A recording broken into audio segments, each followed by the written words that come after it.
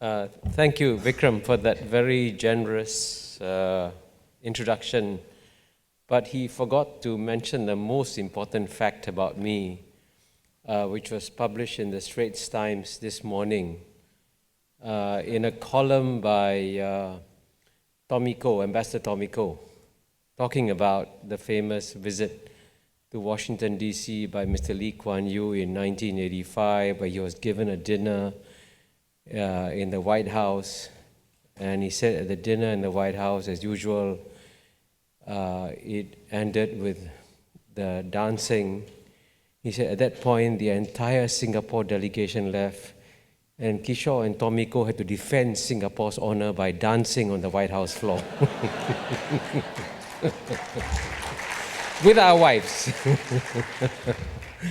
So that was, I thought it was very nice of Tommy to mention that. I mentioned that also because I want to emphasize to you that whatever you do, don't listen to me for investment advice. And I'm sure you all agree that we have a very distinguished panel after me. But I want to begin actually by, asking you to join me in a special round of applause for Aggregate for the amazing work that they're doing.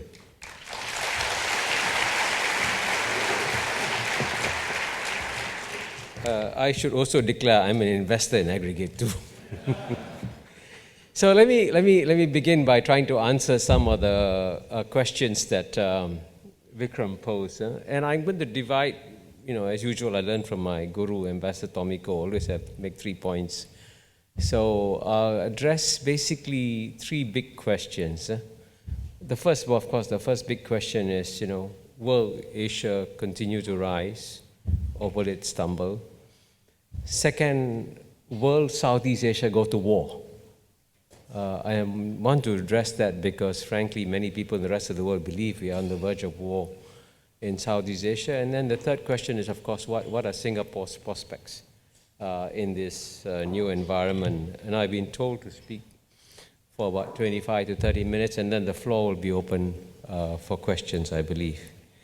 So let me begin, since you all came here on a Saturday morning, by cheering you up by saying, yes, Asia will keep rising. And that's almost unstoppable. The reason why it's unstoppable is actually for a very simple historical reason, because from the year 1 to the year 1820, for 1800 out of the last 2,000 years, the 2 largest economies in the world were always those of China and India. And it's only in the last 200 years that Europe has taken off and that North America has taken off.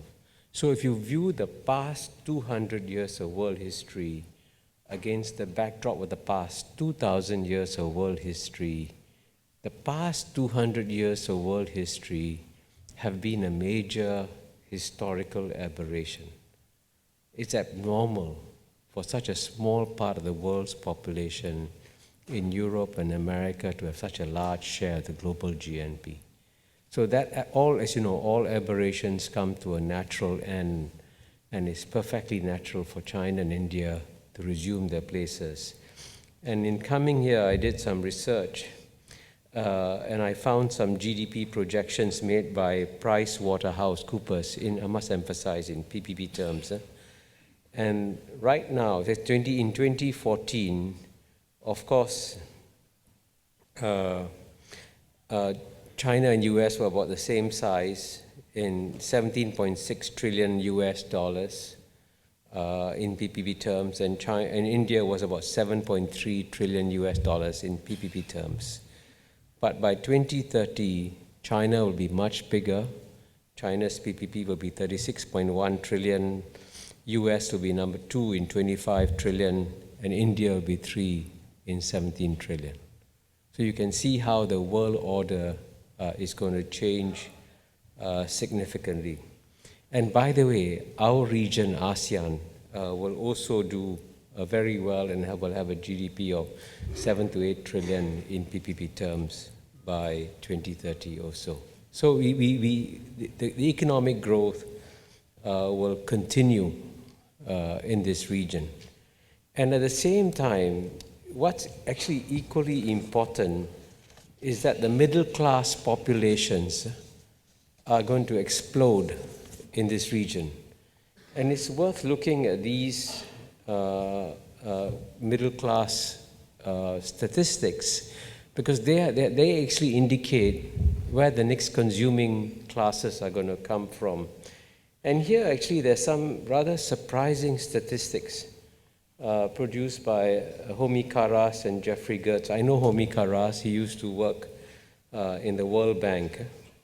And just to give you some indication of how the world is changing, in 2009, okay, that's 7 years ago, if you look at the top 5 countries in terms of their share of what is called middle class consumption, the US was number 1, 21%, Japan 8%, Germany 6%, France 4%, UK 4%. And that was what I call the old order, right? Now by 2030, that's by the way only 14 years from now, and I think most of us will be around, I hope I'm around in 2030. Quite stunningly, in terms of share of middle class consumption, number 1 is India with 23%. Number 2 is China with 18%. Number 3 is United States with 7%. Number 4 is Indonesia with 4%. And number 5 is Japan. You notice, huh? Not a single European country is in the list of top 5. Only the United States is there, and out of the 5, 4 out of the 5 are in Asia. So that is statistics like this that demonstrate very clearly that the Asian century is going to happen. And it's also going to happen for very fundamental reasons, because the Asians in many ways, as you know, were sleeping for 2 centuries. But what's happened in the last few decades is that the Asian societies have finally woken up. And as I explained in one of my earlier books, The New Asian Hemisphere, that the reason why the Asian societies are doing well is because they've finally understood, absorbed, and are implementing what I call 7 pillars of Western wisdom. And it's by the consistent application of these 7 pillars that Asia is transforming itself. And it's a very slow and steady process, but it's happening in a remarkable way. Now, I normally, by the way, give a 1-hour lecture on the 7 pillars. You're not going to get a 1-hour lecture. You're going to get a 5-minute version. And we're just going to mention 2 or 3 of the pillars to illustrate to you what I mean. Now, of course, the first pillar of Western wisdom is free market economics. And if you want to understand, for example, the power of free market economics, there's a very large human laboratory. It's called China. And as you know, China for 30 years, right, from 1949 to 1979, tried centrally planned, state-run economics and went nowhere. And then when Deng Xiaoping came along, launched 4 modernizations, and then you can see from 1979 to 2009, and even now, China has produced the fastest growing economy in the world. How? Through applying free market economics. So clearly, that's what's driving the change. But what's even more remarkable today, and that's why actually I'm much more optimistic for Asia, is that traditionally, it's been the Western countries that have promoted free market economics. Traditionally, it's been the United States that is at the forefront of promoting free trade agreements. But you know, in an amazing reversal, Vikram Khanna mentioned Donald Trump. But today, it's not just Donald Trump. Both Donald Trump and Hillary Clinton, the two candidates, are both opposed to the key free trade agreement that the United States has negotiated across the Pacific, which is the Trans-Pacific Partnership. Believe me, this is an amazing reversal. And by contrast, the country that is the most enthusiastic about free trade agreements is China. Now, this is, by the way, quite a remarkable thing, because the United States is, in theory, the number one capitalist society in the world. China is still run by the Communist Party of China, and China is a country that embraces free trade agreements, and the United States is walking away from them. Now, that's the reversal of the past 200 years of world history that is happening. And if it carries on, and this region, as you know, is signing free trade agreement after free trade agreement, and as a result of that, the largest growth in trade flows are over here. And quite remarkably, yesterday someone told me something quite shocking. Traditionally, of course, China's biggest trading partners have been, let's say, United States or Europe and so on and so forth. But by 2030, the number one trading partner for China will be ASEAN, Southeast Asia. Now that means that this will be a very thriving, growing region as a result of that. So we are very fortunate that that's happening over here. Now the second pillar of Western wisdom, which I'll mention very quickly, is of course mastery of science and technology.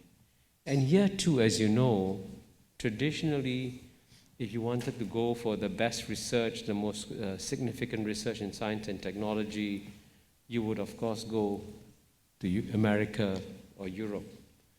Now what's happened is that in recent years, because of budgetary problems in Europe, because of fiscal challenges in the United States, the investment in R&D in science and technology is happening here, again, in East Asia.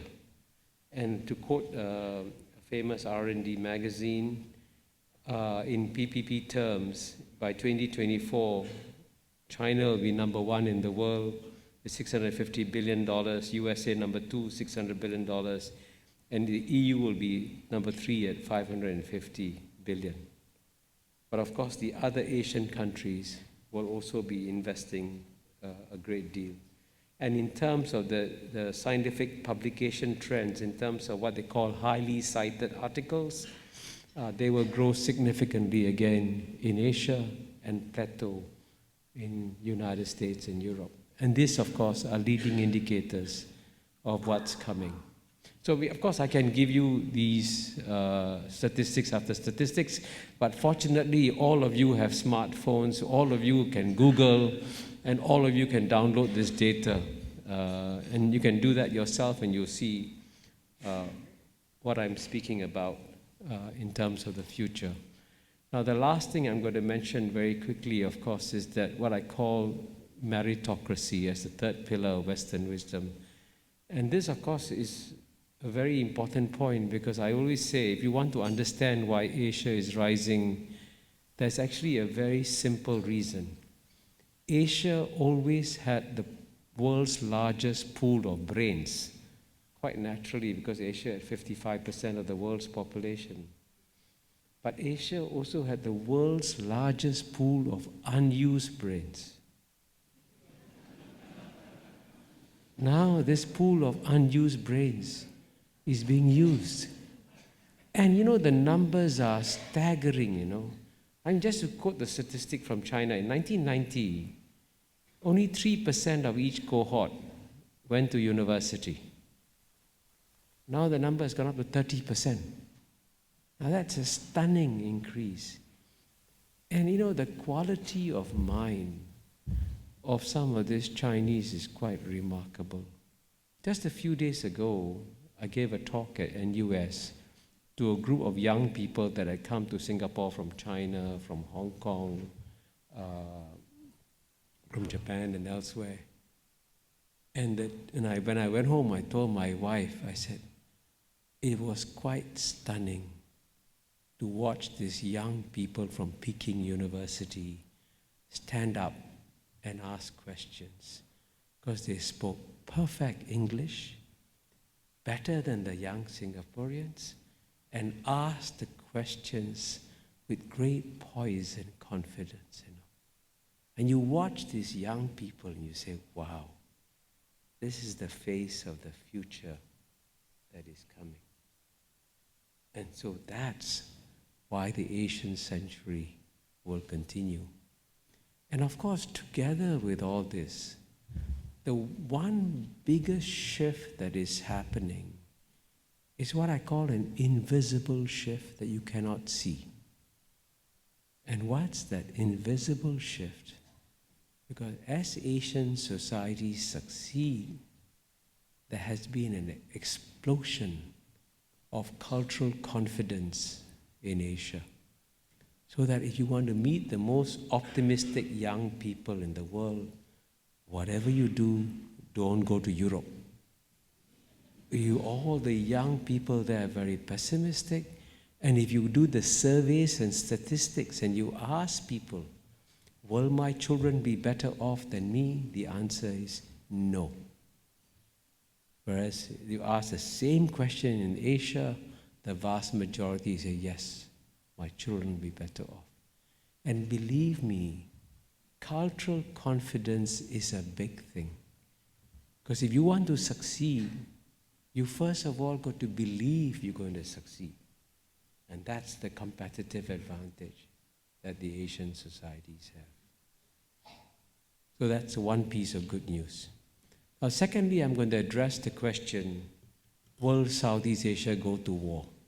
And I have to address the question because if you read the Anglo-Saxon media, most people in Europe and America believe that the biggest flashpoint in the world today is Southeast Asia, and China and ASEAN are about to go to war, or some ASEAN countries are about to go to war in the South China Sea. Now, let me emphasize one point. It could happen. As you know, in history, accidents happen. It's conceivable you could have a shooting match between China and the Philippines or China and Vietnam. You can't rule it out, right? But if you want to take bets with me, I'll take bets with you. It won't happen. And why am I so confident? Despite the fact that China-ASEAN relations probably hit the lowest point a few weeks ago at the meeting in Kunming, where there was an open disagreement between China and ASEAN about whether or not to issue a statement, and especially a statement on South China Sea. Complete disagreement.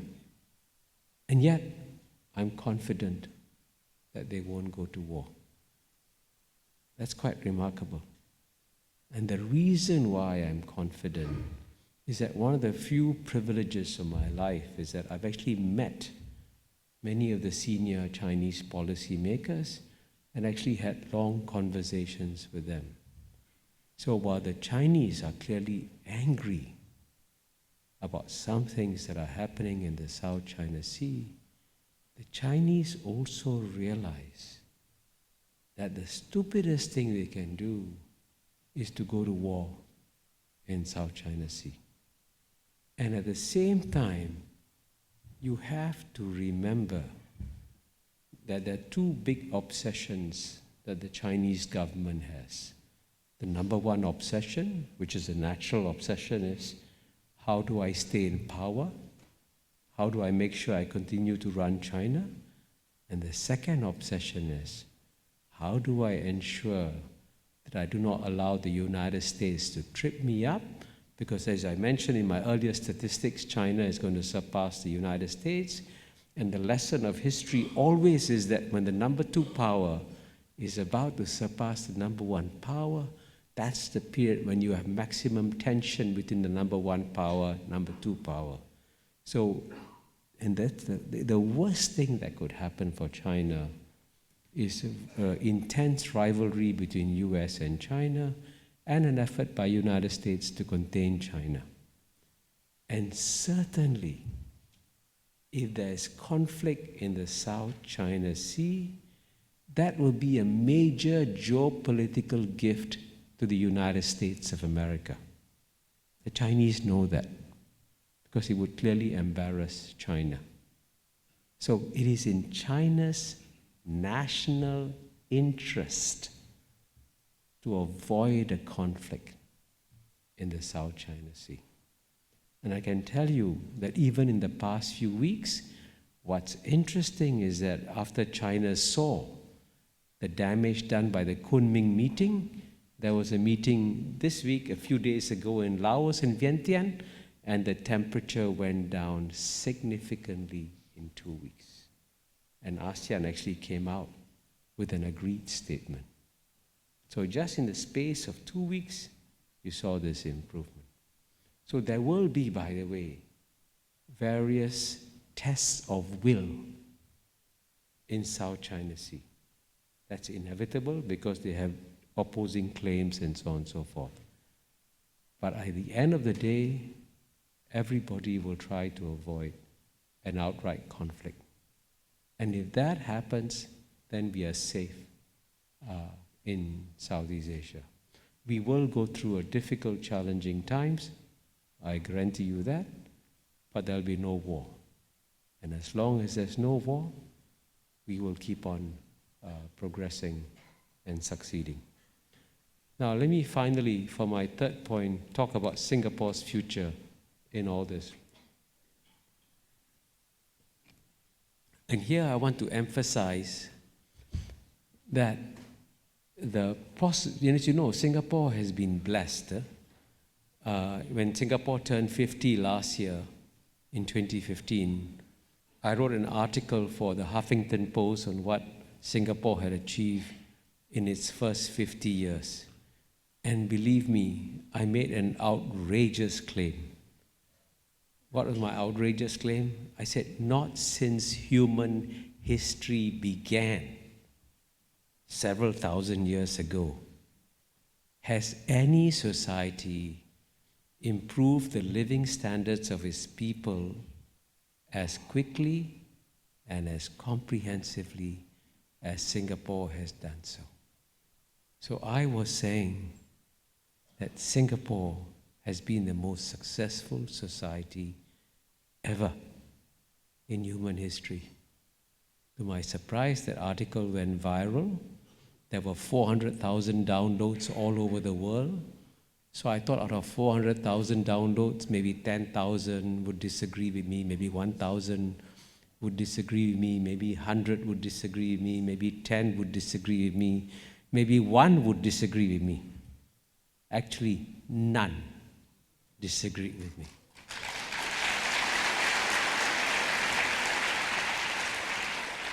That's quite amazing. To make such an outrageous claim and not to have opposition actually proved that what Singapore has done has been quite remarkable. But of course, as you know, and those of you who run companies who know this or organizations know this, if you've had an exceptionally successful run, as Singapore has had, it's actually very difficult to sustain it for another 50 years. It's much more normal to slide down towards the normal. So that could happen to Singapore too. But if it happened, it would be a real pity because the opportunities for Singapore in the next 50 years will be equally phenomenal. And I say this because if I'm right in my first point, that the 21st century will be the Asian century, and I'm very confident I'll be proven right, then every century has a natural capital city. So in the European century, London emerged as the financial capital, the intellectual capital. And in the 20th century, in the American century, New York emerged as the financial capital, the intellectual capital, the cultural capital. And in the 21st century, if indeed any city has the opportunity to emerge as the capital of the Asian century, it's Singapore. And the reason being, Singapore is the only city in Asia where the four major civilizational strains playing in Asia, the Chinese civilizational strain, the Indian civilizational strain, the Islamic civilizational strain, and the Western civilizational strains, all the four civilizations sit comfortably together in Singapore and live in peace with each other and can work together. Now name me one other city in Asia that can do this. And there is none. So clearly, if at all any city wants to position itself as a natural capital of the Asian century, Singapore can do so. But of course, that at the same time requires a boldness of vision and a much higher degree of ambition than most Singaporeans have today. Because I can tell you, as you all know, in the last few elections, one big message that the Singapore population sent to the government was, yes, we like economic growth, but no more foreigners. Right? That's how we got a big slap in 2011. That's how Algenet was lost. Now, but if you want to become a global city, you've got to maintain this open streak and be ready to let the world come to you. So that's one of the major existential challenges that Singapore faces today, which is that, is our society ready? Once again, I don't mean, by the way, open the floodgates and let the whole world in. Then we'll end up with Brexit and doing stupid things like leaving the European Union. But, you have to still maintain a certain degree of openness. So, if Singapore can do it, then I would say great times are coming. Thank you very much.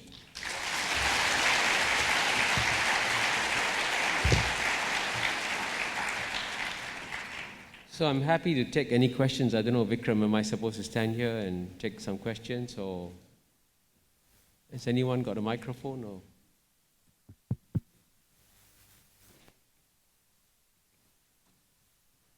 yes, I see a hand up here in front.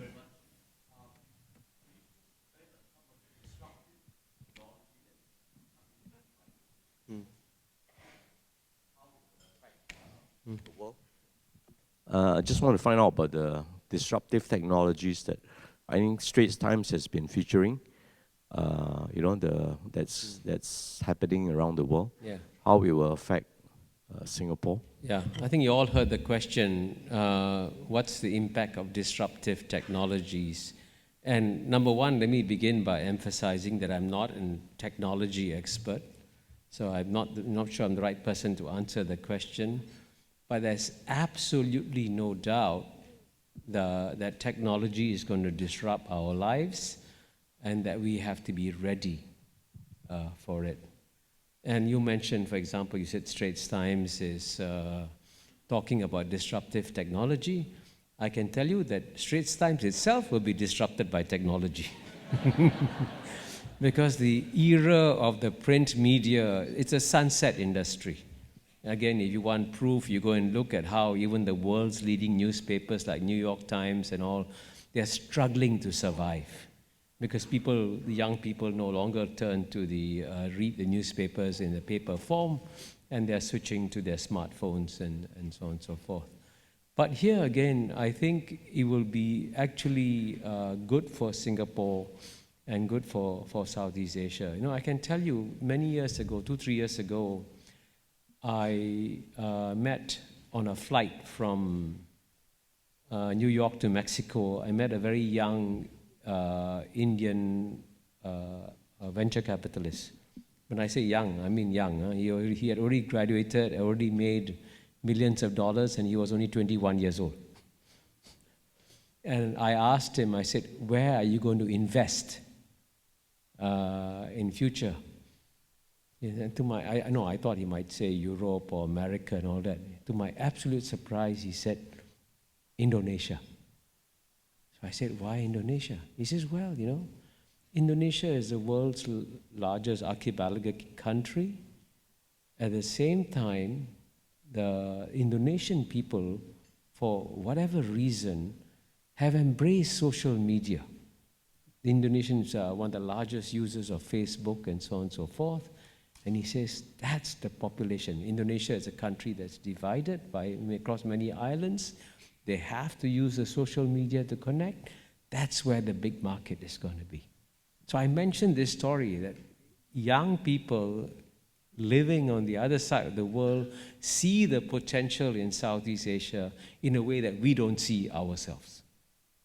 So disruptive technology is coming in many areas, but it also gives a lot of opportunities for us. So the largest pool, for example, if you look at it, this is pure what they call demographic dividend. The one region in the world that is going to enjoy a demographic dividend for at least another 2 or 3 decades is ASEAN in Southeast Asia. So we are going to have the potential to ride on this demographic dividend over the next 2-3 decades. And by contrast, by the way, China's workforce has already plateaued and is not going to grow anymore. So we have that advantage even over China in that area. Next question. Yes, please. Is there a microphone here? Yes. By the way, I can't see anything at the back, so I don't know. Yes.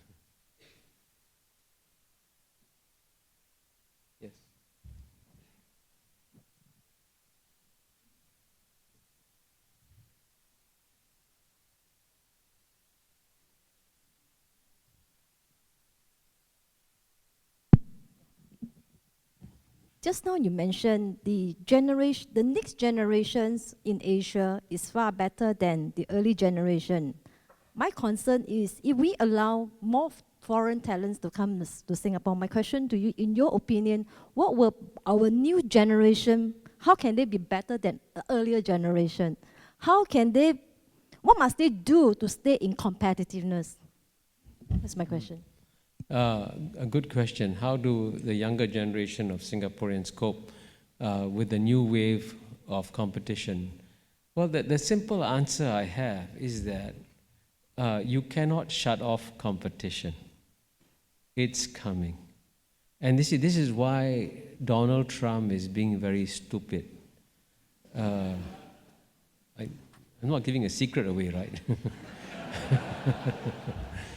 I mean, some of the things he says are outrageous, I mean, like say building a wall to keep Mexicans out, right?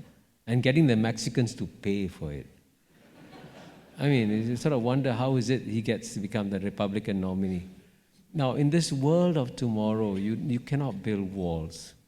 Because if you stop the competition from coming to you in terms of people coming to you, people will go elsewhere and do whatever you're doing. So you have to deal with this competition.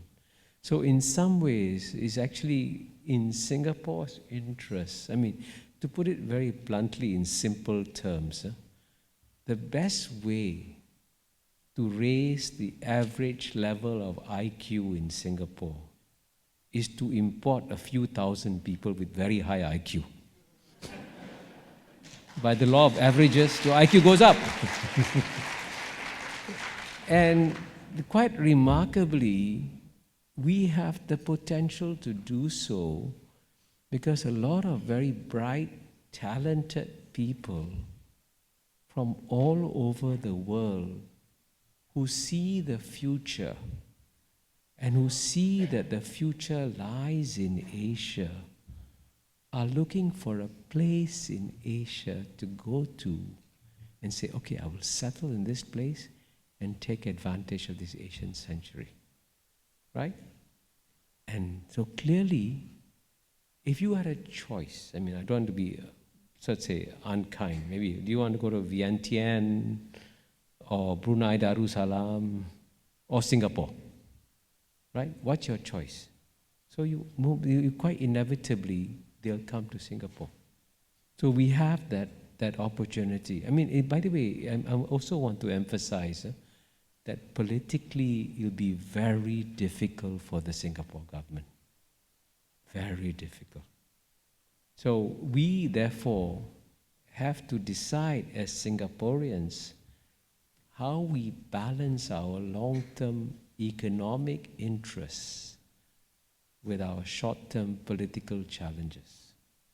That's a very delicate balance game that we have to play, but it's something that we have to do. Next question. Yeah, Mr. Speaker, I got 2 questions for you. Sorry, where are you? Where's the voice coming? It's a big room. Yeah, here. Okay, sorry, I didn't. Okay, 2 questions. Number 1 is, do you think that the politics of Asia is a lot more fragile than in the West, and that could hamper growth? One great example could be happening in our neighbor. That's the question number 1. Question number 2 is that most economic progress come about because of innovation and discovery. And I noticed that most of all the new discovery that make headlines, that dominate the world, are currently still more or less from the West. You mentioned that a lot of money are going to research in Asia. Do you foresee any result from there, or just money spent and innovation and discovery will still originate from your Silicon Valley and all the so-called more free mind, while the Asian society culture is about more restrictive, and that's one of the reasons to explain why no innovation and discovery? Yeah. Thank you. I must say I'm very grateful to you for asking those 2 questions, because it reflects a common perception, which frankly even I am sometimes subject to. One is that, of course, the Western societies are politically more stable than Asian societies, and of course the Western societies are more creative than Asian societies. But what I'm going to tell you is that the reality is more complex.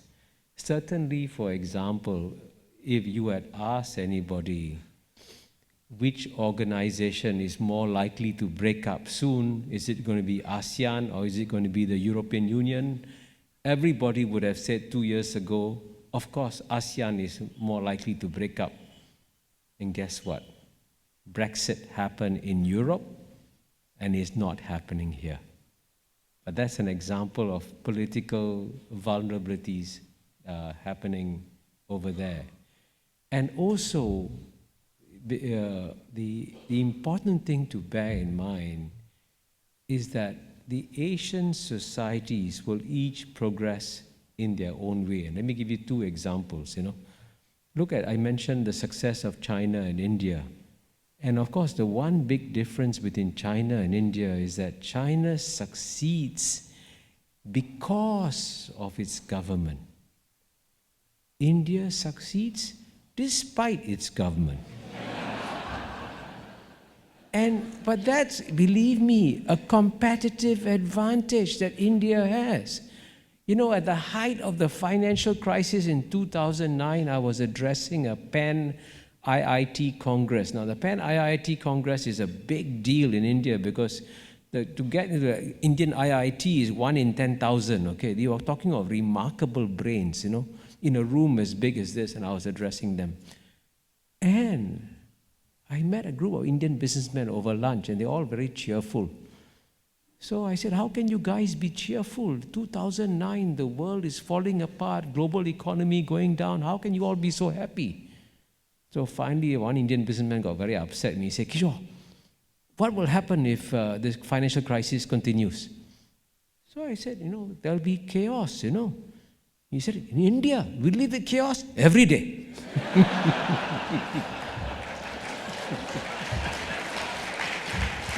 So what's the big deal? You see, so what you might see as a competitive disadvantage is a competitive advantage. And that's why, as you know, the return on equity of Indian firms is higher than the return on equity on Chinese firms, if I have my data correct.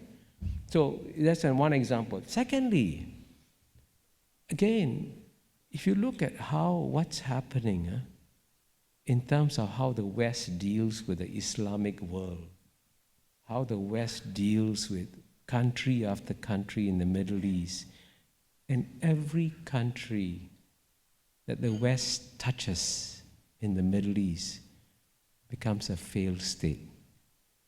Iraq, Libya, Syria, right? By contrast, the world's largest and most populous Islamic country is in Southeast Asia, it's Indonesia. It's a large, diverse country. During the Asian financial crisis, everyone thought that Indonesia would fall apart like Yugoslavia, right? And guess what? The most successful democracy in the Islamic world is right here in Indonesia. So it shows you that there's a certain genius in our part of the world at handling very difficult political situations and to keep them going. And the West has lost that touch. So have more faith in Asia.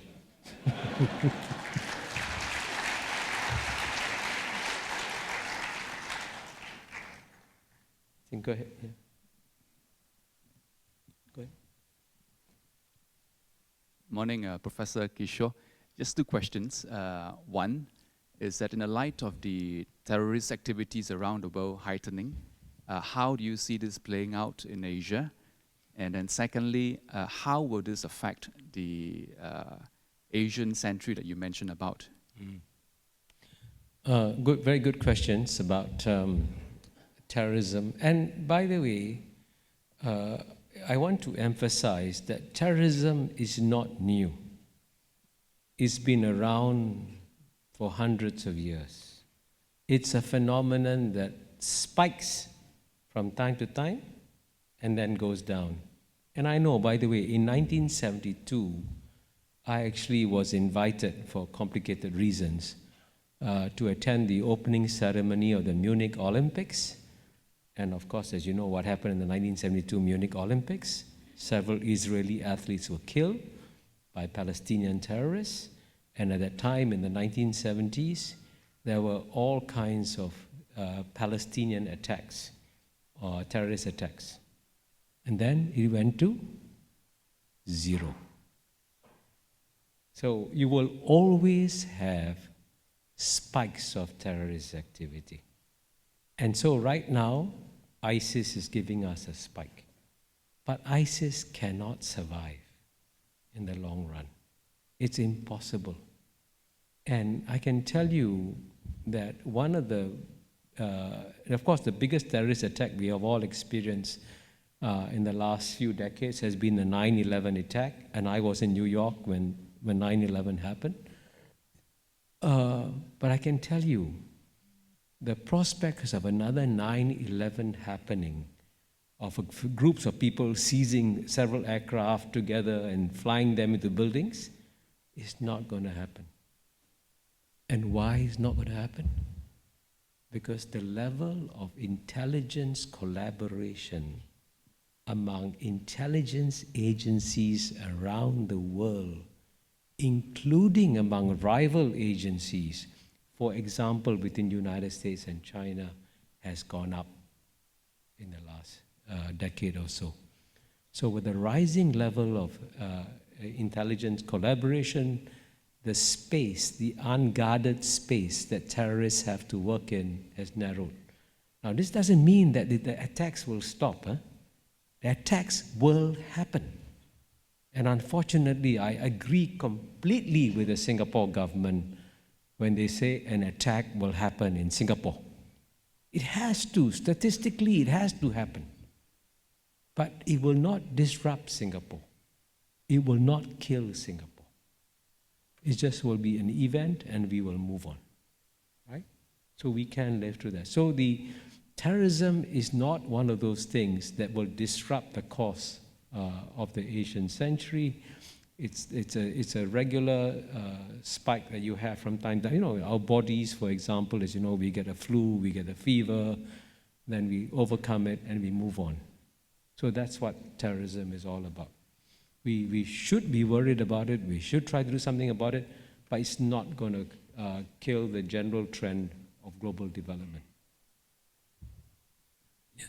Do you see a trend towards the reversal of globalization with Brexit, and also I think with political sentiments in the US turning against globalization? Would that hinder the Asian century? Yeah, you're absolutely right.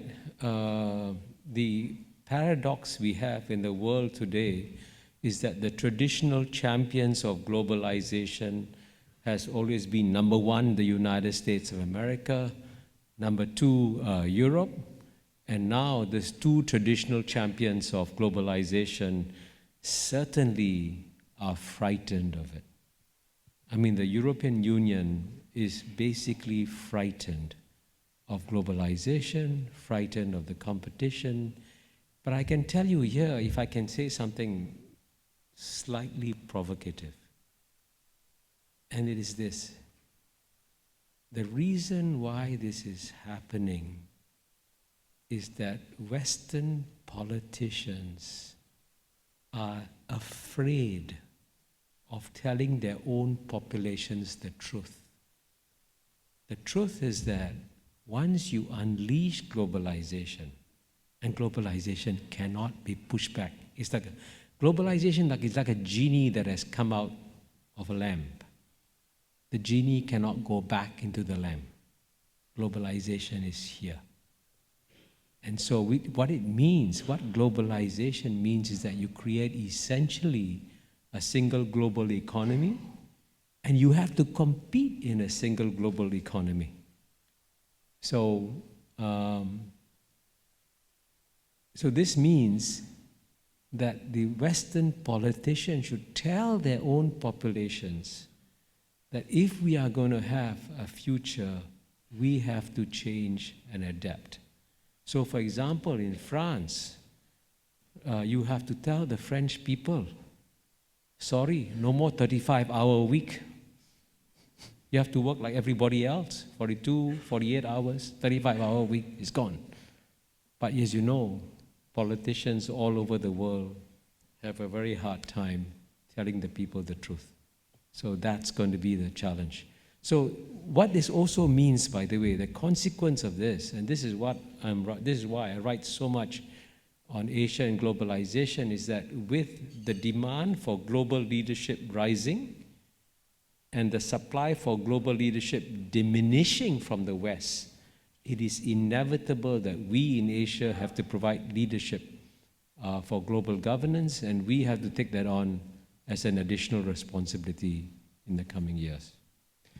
Now I see a sign saying time's almost up. So one last question. Okay, over there. Hello, Professor. Sorry. If I may ask, how will the disparity between levels of development within Asia and within ASEAN affect the Asian century?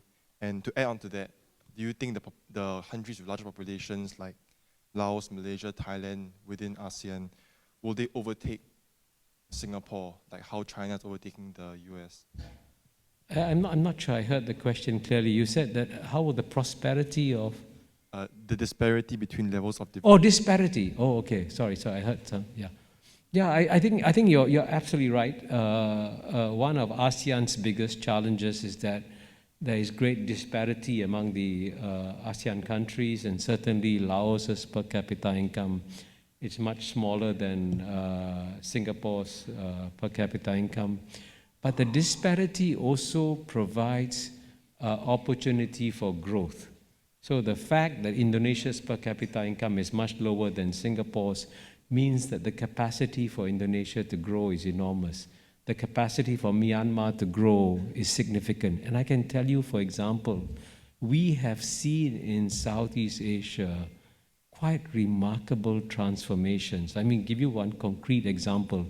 In 1990, and this I'm quoting the president of the World Bank, President Kim, he said, in 1990, the level of poverty in Vietnam was 50%. Half the population was poor. 50%. By 2013, in 23 years, Vietnam went down from 50% to 3%. And the president of the World Bank said, this is a miracle.